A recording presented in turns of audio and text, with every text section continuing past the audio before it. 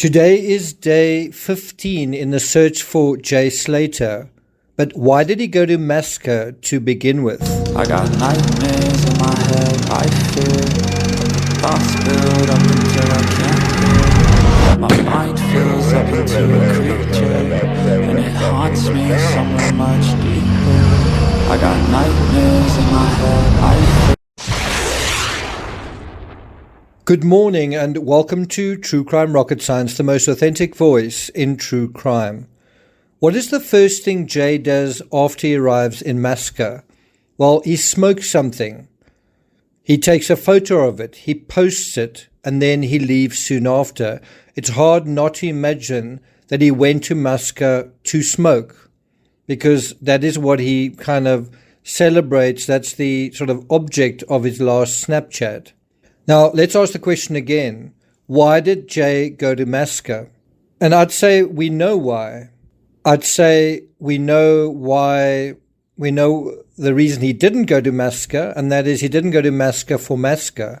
I mean, he wasn't going somewhere for what it was because he didn't actually know where it was. So he was going there for some other reason. He wasn't going there for the scenery. I mean, he didn't post a Snapchat picture of the sunrise or the mountains. I think I would have. I think if I was there and I was up and the sun was coming up over the mountains, I would have taken a photo of that. But as far as we know, he didn't. And what he does immediately after taking this photo is he wants to return to his hotel. So he's not going there for any other purpose than the purpose that is in that Snapchat picture, as far as I'm concerned. He went to Masca, certainly in my opinion, not to get high in the mountains, but to get, high. How high are you? How are you? No, I said, how high are you? Yes, that high. Now that the search for Jay is sort of on the back burner, some folks are returning to foul play as a sort of default setting.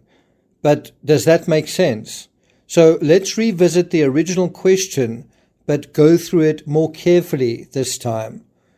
Before we get to that, if you haven't subscribed to the channel, please do. Welcome to the thousands of you who have subscribed. Thank you for many of your kind comments and also your constructive comments. We are going to deal with a comment that deals with this foul play narrative. But before we get to that, if you haven't liked, shared, or left a comment, please do. You can also hit the thanks button and let's get started. So what is the first thing Jay does after he arrives in Masca?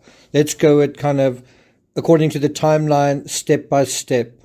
Well, we know he leaves the NRG festival at about 5 a.m. He arrives at Masca at about 6 a.m. He posts his final Snapchat at 7:30 a.m.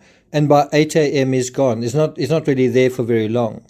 At 8:30 a.m., sounding upbeat and cheerful, even laughing, Jay makes a call, and then I think he takes a call, and shortly after that, his phone cuts out. At 9 a.m., 30 minutes after his phone cut out, that's half an hour later, because Lucy knew where he was, because he told he was thirsty, he'd cut himself in a cactus, and he said he was lost, Lucy was concerned. And she rightly raised the alarm. Was she wrong to do it? I don't think so. She filed a missing persons report, and Lucy actually helped with the initial stages of the search after a woman offered to drive her around the area. The fact that he allowed his phone to go down to 1% tells you about his overall level of self-awareness. And I think he also told her that. He told her that the battery of my phone is 1%, and so if we didn't know that, his cell phone battery is 1%, you could say, why are we not hearing from him?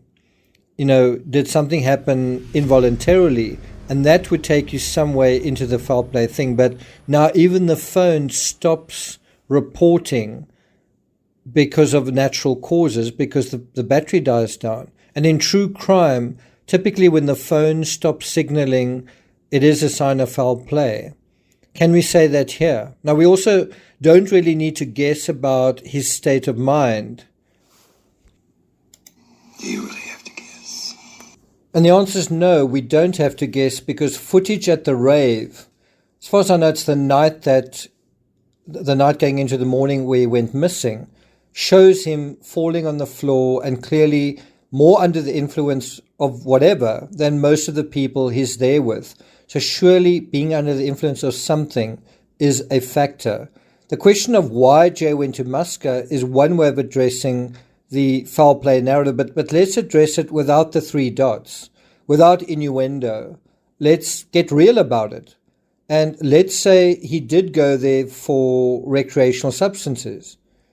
Does that change anything? He goes there for recreational substances. Does that change anything? And so, again, let's revisit the original question around foul play and drugs, but let's go through it more carefully. And I'm going to go through it via a comment left from someone who lives in Spain. Here it goes. I live in Spain near the mountains. I don't think it's Tenerife. I think it's the mainland, in Europe. I can tell you 100% there's zero chance anyone hung over or off their head would start walking down ravine Rocky Mountains to get home 11 hours away, zero chance. Now, first of all, I think that is totally incorrect for two reasons.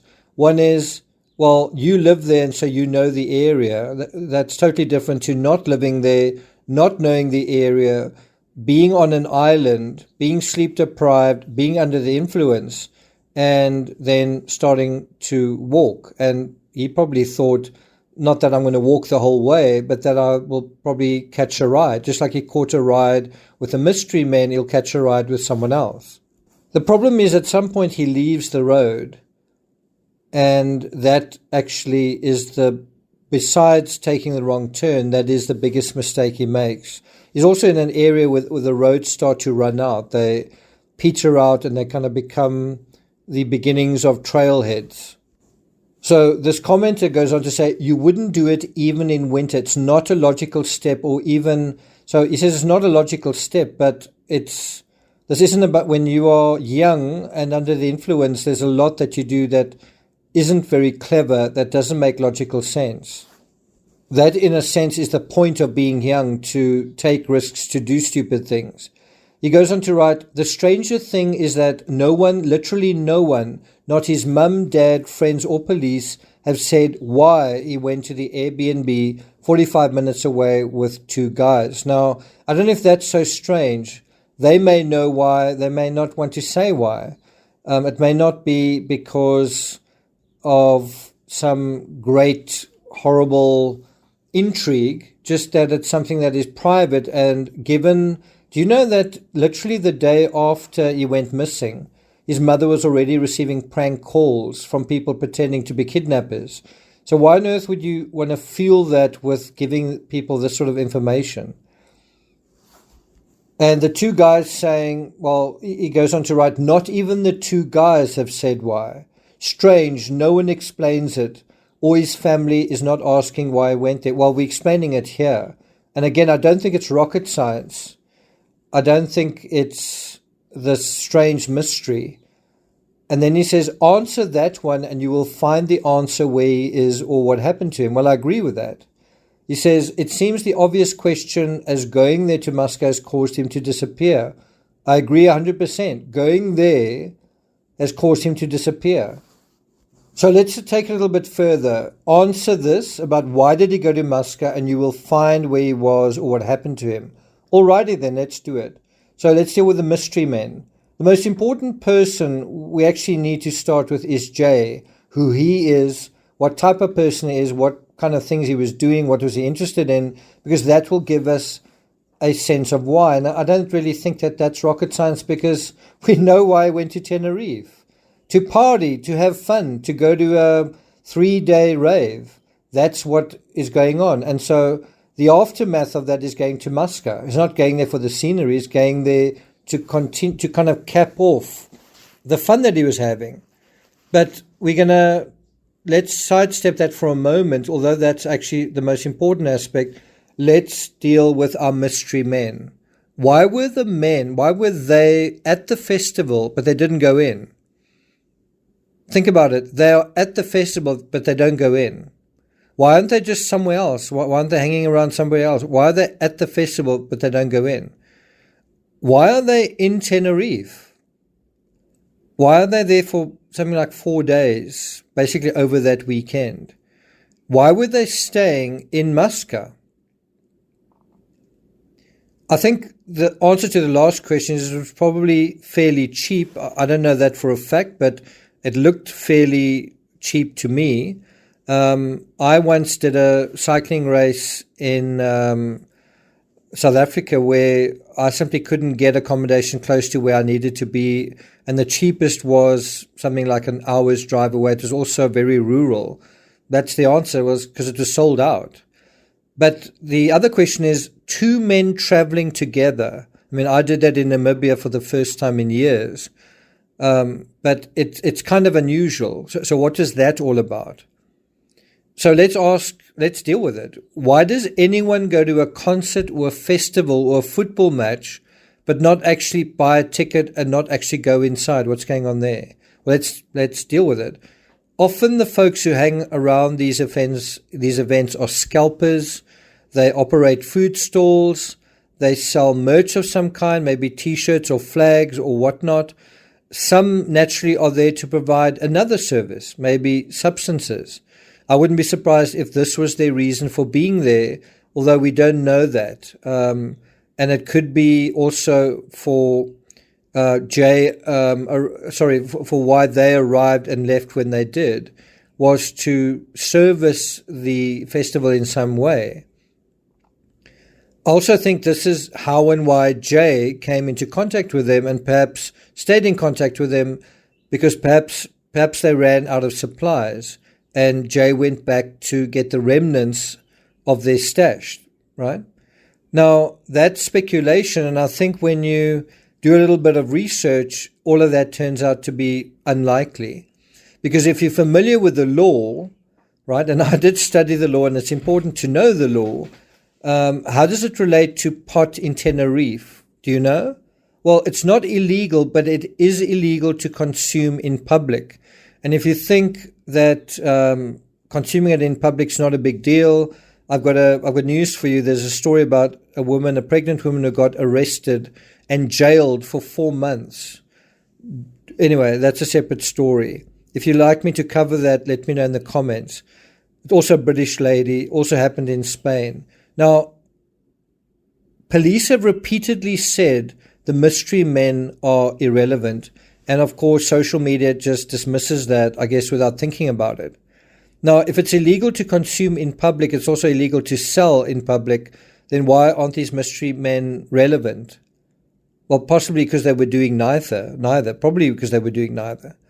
Now, although things may appear a certain way, the police have, as I say, unambiguously said they've interviewed the men and there's no relevance to the case. And they've also let the men go.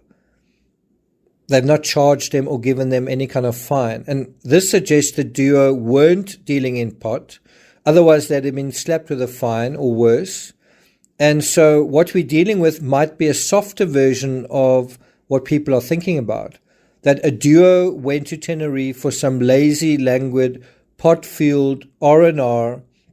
Perhaps they wanted to socialize with some of the revelers coming out of the rave. Many people do that as well. And maybe one of the revelers socialized with them and then saw what they were doing and wanted some pot. And one of them, was Jay. And Jay was told, well, you can have some, but you can only smoke it indoors. That's the thing here. Okay, well, where's indoors? Well, indoors is not far from here. And so that's where Jay goes. And they tell him, he says, well, how am I going to get back? And they say, well, there's a bus right by our place and easy peasy. And so that is where Jay goes. That's why he goes and what he does, isn't it? Now, I want to just deal with a little bit of myth busting. The police are investigating foul play in the background, that myth. The police are investigating foul play in the background myth. If there is foul play, it's unlikely it happened in Masca. Crimes don't tend to happen in rural areas, even more hard to get to rural areas because it's hard to get out of them and people are easily seen. And if the police believe, and there's stats to support that, there's more crimes where there are more people, and typically in urban areas. This is true around the world. And if the police believed there was foul play, why are they still in Masca? Why were they in Masca on day 1? And why were they still in Masca until day 13? Also, why would Lucy go to Masca to search for him if something else was going on? Anyway, towards the end of the investigation, they wouldn't ask for volunteers if they believed something else was going on. This would be a cut and dried, we need detectives, etc. And they've literally said nothing about foul play or suspects or evidence or a motive. And that's the other thing. What is the motive here? I think I need to add, what's the motive here that makes sense? And then there's the Jay is back home myth. I don't know if it's even worth dealing with, but if Jay Slater was back home, how did he get there? By plane. Well, his passport would be on some manifest, and besides that, he'd have to pass 1,000 people on a plane at airports and getting back home, and probably his passport is still at his hotel along with all his possessions. So if you think it through, which most people don't, well, it doesn't really work. That's how these conspiracies go on. If you don't think about it, they actually make a lot of sense. Anyway, and this channel is a thinking person's channel. That if you're not comfortable here, that might be why. It teaches you to think. It asks you to think. And so is he going to wait let's say he's at home, he got there some other way. Is he going to wait at home while his entire family are in Tenerife and never going to see them again? Crickets. So what really happened? And that's where we come back to this question of who is Jay? I've said from the beginning, Jay's youth is his defining quality, and it's the most important aspect to this case. It makes him reckless and impulsive. It makes him take risks. It's that hedonistic bravado that is almost a rite of passage in young people to begin with. It's almost like the crazier thing you do, the stupider thing you do, the more cool and interesting and fun you are to begin with, and charming. There's nothing wrong with that. But in this setting, that's how things can go wrong. Okay, so let's go back. Why did he go to Masca to begin with? So given the context I've provided you, what makes sense now given what we know? And I think the answer is probably to smoke a joint. And if he did this, that would explain his light-hearted and nonchalant approach to the next phase of the morning, getting back to his hotel. If he was completely sober and it was, let's say, 10 o'clock at night or earlier in the day, and he wasn't sleep deprived, and he wasn't hungry, and he could afford to wait for a while, if sleep deprivation wasn't a factor, but it had to be, then I can't imagine he would have wanted to walk. But there's urgency, I think, because of his physical condition, but also being compromised in terms of his thinking. His cognitive capacity was diminished. And so I think there was some level of intoxication or chemical influence, which could only have made it worse. And guess what? It could also have made the dehydration worse as well. Did you know that smoking, ordinary cigarette or pot, not only causes dehydration, but it affects the body's ability to regulate hydration? Some sources I've read say smoking pot doesn't dehydrate you, but it just feels like it does because one of the symptoms is a dry mouth. Well, then it really doesn't matter whether it's true or not.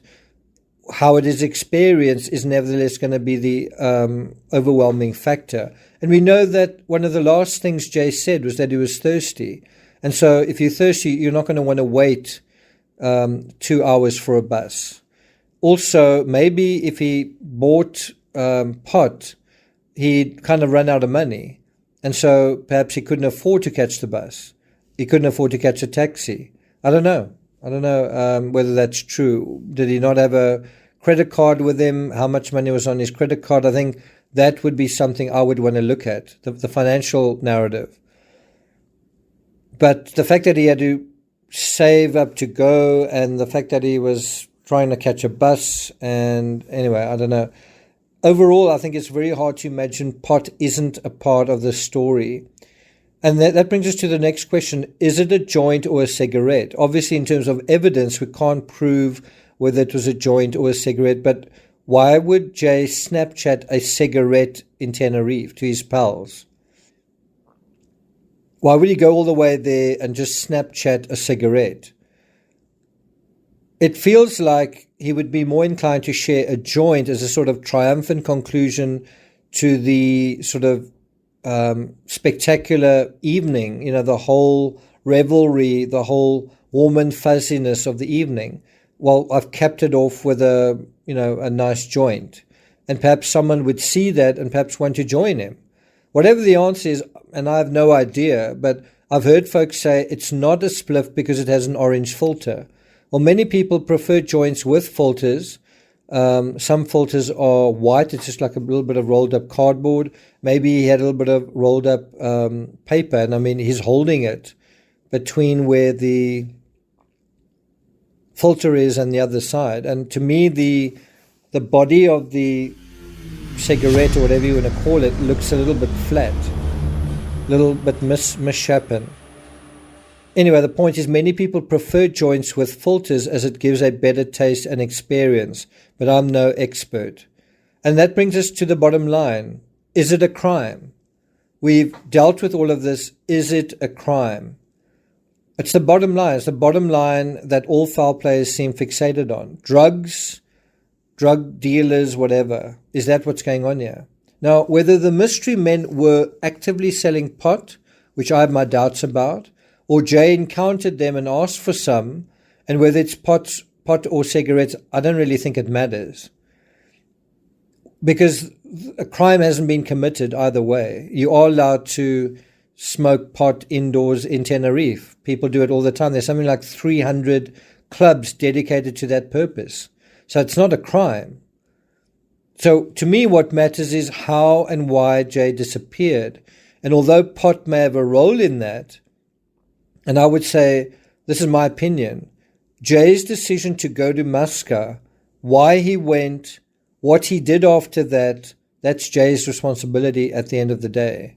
You can't blame a criminal underworld. You can't blame mystery men. You can't blame drugs even. In the same way you can't blame alcohol. It's the decision to use it to begin with. You can't blame mysterious kidnappers that there's no evidence for them either. And for that matter, you can't blame the dangerous terrain either. So who doesn't take dangerous terrain seriously?